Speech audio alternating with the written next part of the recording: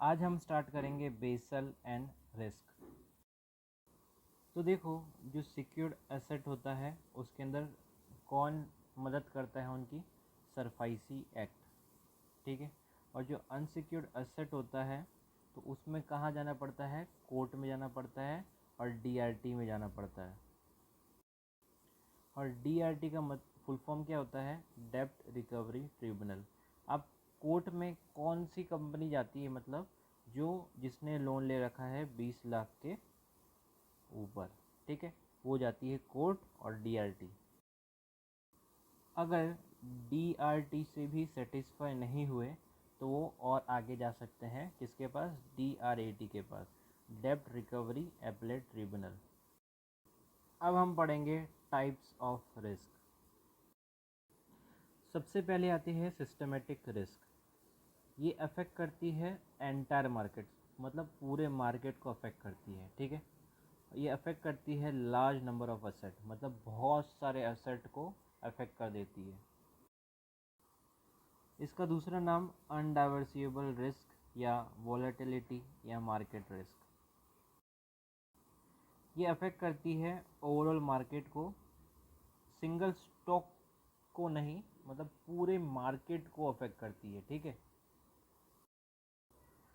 जो ये रिस्क होती है ये अनप्रेडिक्टेबल होती है और इम्पॉसिबल टू अवॉइड, मतलब इसको हम अवॉइड नहीं कर सकते, ये होगा तो होगा ही।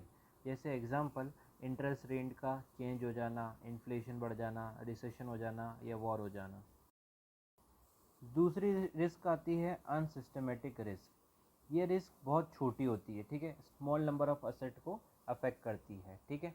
इसका दूसरा नाम नॉन सिस्टमेटिक रिस्क या स्पेसिफिक रिस्क या डाइवर्सिएबल रिस्क या रेसिडियल रिस्क, ठीक है। एग्जाम्पल में ऐसा risk like change in management, management में चेंज हो जाना, कंपनी का सेल्स घट जाना या कोई नया कंपटीटर आकर वो मार्केट को ऊपर ले जाना और दूसरे के सेल्स को कम कर देना, वैसा, ठीक है। और ये जो रिस्क होता है इसको हम अवॉइड कर सकते हैं, ठीक है, इसको हम टाल सकते हैं या इसको कम कर सकते हैं।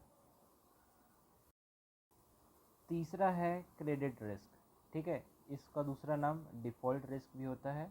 और ये कब होता है? जब जो बोरोवर होता है, उधार लेने वाला होता है, वो अपना पैसा पूरा दे नहीं पाता या इंटरेस्ट दे नहीं पाता और चला जाता है, भाग जाता है, ठीक है, बिना पैसे दिए। तो जैसे इन्वेस्टर हो गया, इन्वेस्टर का पैसा डूब गया अगर उसने उधार दिया हो तो, या कोई गवर्नमेंट बॉन्ड है उसको उसने पेमेंट पूरा दिया नहीं, या कोई कॉर्पोरेट बॉन्ड है तो उसमें डिफ़ॉल्ट आ गया, तो उसको कहते हैं क्रेडिट रिस्क। ये कब होता है? इन्वेस्टर या कोई भी बैंक होता है वो लोन देता है, तब जाके क्रेडिट रिस्क होता है। फिर चौथा आता है ऑपरेशनल रिस्क। ऑपरेशनल रिस्क मतलब कि आप किसी कंपनी में काम कर रहे हो, वहाँ के लोग छोड़ के चले गए हो या का उधर का सर्वर डाउन हो गया हो, तो कोई भी चीज़ कर रहे हो उसमें अचानक कोई फेलियर आ जाए ना, उसको हम कहते हैं ऑपरेशनल रिस्क। पहला देखो कि बैंक का सर्वर डाउन हो गया, अब बैंक में गए सर्वर डाउन हो गया तो वो ऑपरेशनल रिस्क कहलाएगी, ठीक है। अब कोई वेबसाइट है वो डाउन हो गई या हैंग मार गई तो उसको भी हम ऑपरेशनल रिस्क कहेंगे। फिर पांचवा आता है मार्केट रिस्क। मार्केट रिस्क मतलब मार्केट में अगर इन्फ्लेशन हुआ या रिसेशन हुआ, ठीक है, तो उसकी वजह से किसको इफेक्ट पड़ेगा? कोई भी स्टॉक को या कोई भी शेयर को। जैसे मार्केट का मूवमेंट मतलब नीचे धंसा, हाँ, तो जो बैंक के जो भी शेयर होंगे वो नीचे हो जाएंगे। जैसे एसबीआई का शेयर है 50 टका, तो वो घट के आ जाएगा 49, ऐसा, ठीक है। मार्केट रिस्क के अंदर चार कंपोनेंट होते हैं। पहला होता है इंटरेस्ट रिस्क, ठीक है। इंटरेस्ट रिस्क के अंदर बैंक के अंदर असेट लायबिलिटी मैनेजमेंट कहते हैं, ठीक है। मतलब इंटरेस्ट रेट रिस्क का मतलब क्या होता है कि जब जो असेट है उसकी वैल्यू जो है वो कम हो गई है, जब असेट की वैल्यू ऊपर नीचे ऐसे होगी ना, तो इंटरेस्ट रेट में चेंज आएगा। दूसरी रिस्क है इक्विटी रिस्क। इसमें क्या होता है कि जो कंपनी होती है वो अपना शेयर बैंक को देती है और बैंक से लोन ले लेती है, शेयर के बदले लोन लेती है, ठीक है। तो बैंक के पास शेयर आ जाते हैं और कंपनी के पास लोन आ जाता है, ठीक है। फिर जैसे ही कंपनी का शेयर अगर डाउन होगा, कंपनी का अगर शेयर डाउन होगा तो बैंक की रेपुटेशन ख़राब होगी कि इसका शेयर डाउन क्यों हुआ। तो इन्वेस्टर क्या करेंगे, उस चीज़ को ख़रीदेंगे और प्रॉफिट कमाएंगे, तो जिससे बैंक की रेपुटेशन और बैंक का प्रॉफिट कम होगा। तीसरा है कॉमोडिटी रिस्क, मतलब जो गुड्स होते हैं जैसे एग्रीकल्चर इंडस्ट्री, ठीक है, इंडस्ट्रियल फैक्ट्री या एनर्जी वाला, ठीक है। तो जैसे कोरोना का टाइम था, ठीक है, कोरोना के टाइम पे क्या है कि एग्रीकल्चर डाउन हो गया, इंडस्ट्रियल डाउन हो गया, एनर्जी या कोई भी ऑयल कंपनी का डाउन हो गया, तो लोगों ने क्या किया, उसको ख़रीद लिया, ठीक है, बाय कर लिया। और बाय करने के बाद जैसे ही कोरोना हटा तो उसका प्राइस कैसा है कि बढ़ गया, एकदम से प्राइस एकदम से बढ़ गया, तो फिर उन्होंने क्या किया, उसको बेच दिया, ठीक है।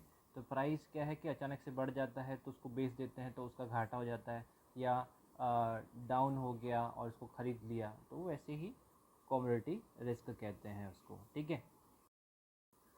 फिर चौथा आता है फॉरेन एक्सचेंज रिस्क। इस रिस्क में क्या होता है कि जो बैंक्स होती है वो ट्रांजैक्शन करती है एक करेंसी से दूसरी करेंसी को, ठीक है। तो जैसे ये हमारी रुपये की करेंसी है और ये डॉलर की करेंसी है, तो इसमें क्या है कि ऊपर नीचे फ्लक्चुएशन आता है, ठीक है। अगर रुपी है, $1 है, वो कितने का है, 78 का है, ठीक है। जैसे ही फ्लक्चुएशन ऊपर नीचे हुआ और ये बढ़ के 80 हो गया, तो जिसमें क्या है कि फॉरेन एक्सचेंज में रिस्क प्रॉब्लम्स आएगी, ठीक है। और करेंसी का ऊपर नीचे होने की वजह से इकोनॉमी में प्रॉब्लम आएगी, ऐसा।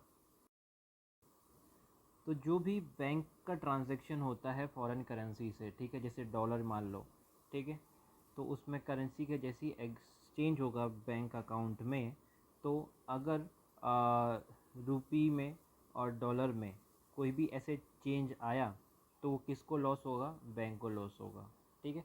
इसको हम कहते हैं फॉरेन एक्सचेंज रिस्क। अब बात करते हैं बिजनेस रिस्क की। तो देखो जैसे कोई कंपनी है, वो उसने इन्वेस्टमेंट किया 1 करोड़ का, ठीक है, और उसने पैसा जनरेट किया 90 लाख, ठीक है। तो उसको कितने का लॉस हुआ, 10 लाख का लॉस हुआ। 10 लाख के लॉस को ही हम कह सकते हैं बिजनेस रिस्क। और वो कैसे हो सकता है कि जैसे salary, production cost, facility rent, office administration expense, इन सब में ही पैसा कहीं लग गया और प्रॉफिट नहीं हो पाया, ठीक है।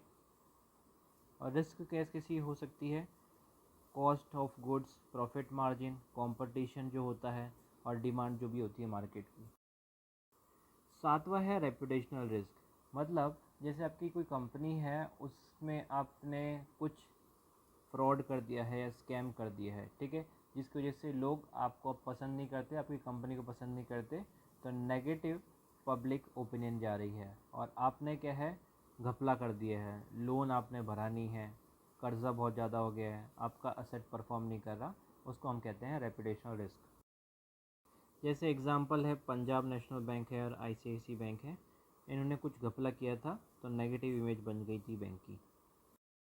आठवां है हमारा लिक्विडिटी रिस्क। इसका मतलब क्या है कि आप बैंक में गए और आपने उस बैंक के अंदर 10 लाख रुपए रखे हैं, ठीक है, और आपको अर्जेंट उसी बैंक से 10 लाख रुपए का कैश चाहिए, लेकिन उस बैंक के पास कैश पड़ा ही नहीं है, तो उसी को हम कहते हैं लिक्विडिटी रिस्क। कि जो पैसा है आपका, ठीक है, वो उसके पास पड़ा ही नहीं है, वो कहेगा कि आप गोल्ड ले जाओ और बेच दो, लेकिन हमें गोल्ड नहीं, हमें पैसा चाहिए, ठीक है। कंट्री रिस्क मतलब क्या होता है कि उनकी इकोनॉमी पूरी डाउन हो चुकी होती है, ठीक है, उनको इकोनॉमी चलाने के लिए पैसे नहीं है, तो क्या करेगी, वो वर्ल्ड बैंक से, इन्वेस्टमेंट बैंक से पैसे लेगी, लोन लेगी, ठीक है। अगर वर्ल्ड बैंक और इन्वेस्टमेंट बैंक जो भी है वो उसको लोन नहीं देगी तो कंट्री क्या है, पूरे रिस्क में आ जाएगी, ठीक है। तो उसी को हम कहते हैं कंट्री रिस्क। जैसे कि वो अपना फाइनेंशियल कमिटमेंट पूरा नहीं कर पाती, ठीक है, उसी को हम कहते हैं कंट्री रिस्क। उसमें आ सकता है जैसे स्टॉक उनके ख़त्म हो गए, बॉन्ड भी पूरा डाउन हो गया, म्यूचुअल फंड, ऑप्शन, फ्यूचर्स पूरा डाउन हो गया, मतलब पूरा फॉरेक्स मार्केट ख़त्म हो गया है, तो उनको लोन लेना पड़ेगा, उसी को कहते हैं कंट्री रिस्क। अनसिस्टमेटिक रिस्क का दूसरा नाम क्या है? ऑल ऑफ अबव, ठीक है, ABCD। ये हमारा सेकंड क्वेश्चन है। RBI शेड्यूल कमर्शियल बैंक से कैपिटल रिस्क एसेट रेशियो और कैपिटल एडिक्वेसी रेशियो कितने % तक मेंटेन करती है? Option D 9%। ये है हमारा तीसरा क्वेश्चन। वो कौन सी रिस्क है जो अफेक्ट करती है बहुत सारे लोगों को एक साथ? तो फंडामेंटल रिस्क कहते हैं। ये हमारा चौथा क्वेश्चन है। एस का मतलब क्या होता है? कैमल्स मॉनिटर के अंदर एस का मतलब होता है सेंसिटिविटी, ऑप्शन ई, ठीक है। ये हमारा पांचवा क्वेश्चन है। लिक्विडिटी रिस्क में क्या सही है? पहला, दूसरा, तीसरा, ठीक है, ऑप्शन ई। ये हमारा सिक्स्थ क्वेश्चन है। इंटरनल फेलियर बैंक के अंदर आता है तो कौन सी रिस्क होती है? Operational risk. जो 21st राउंड हुआ सिस्टमेटिक रिस्क सर्वे का, तो उसमें कौन से रिस्क जो है जो सबसे हाई है? ग्लोबल और फाइनेंस मार्केट रिस्क सबसे हाई है, ऑप्शन ए। ये है हमारा आठवां क्वेश्चन। DRT का फुल फॉर्म क्या होता है? डेब्ट रिकवरी ट्रिब्यूनल, ठीक है, ऑप्शन सी।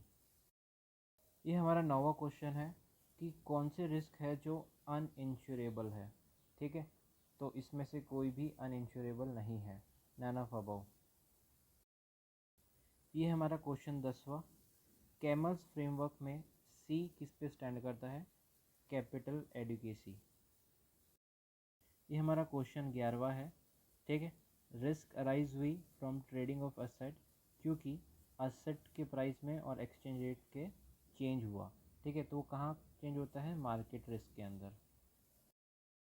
ये हमारा क्वेश्चन 12वां है कि वो कौन से रिस्क है जो पूरे मार्केट को और लार्ज नंबर ऑफ असेट को अफेक्ट करती है, ऑप्शन सी सिस्टमेटिक रिस्क। ये हमारा 13वां क्वेश्चन है। RBI ने रिसेंटली इशू किया है एक final guidelines interest rate risk in banking book, तो कौन सा सही है? पहला, दूसरा, तीसरा, ठीक है, ऑप्शन बी।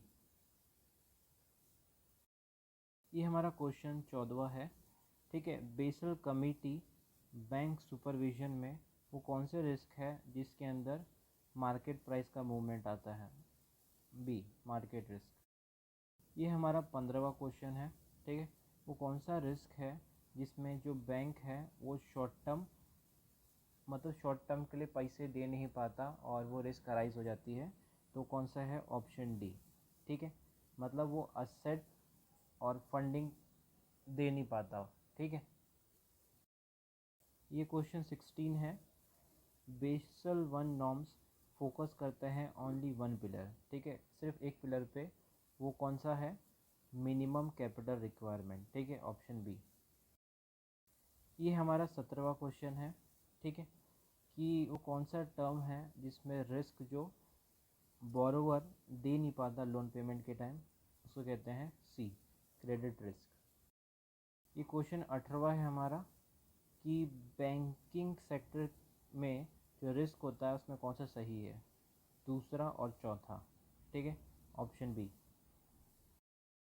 ये हमारा 19वां क्वेश्चन है कि वो कौन सा रिस्क है जिसके अंदर दोनों अनसर्टेनिटी भी होती है रीपेमेंट ऑफ बैंक की और रीपेमेंट ऑफ ड्यू की, तो ऑप्शन सी, क्रेडिट रिस्क। ये हमारा क्वेश्चन 20 है कि वो कौन सा एडवर्स मूवमेंट होता है जहाँ मार्केट प्राइस जैसे interest rate, exchange rate, equity price ऊपर नीचे होता है? B, market risk.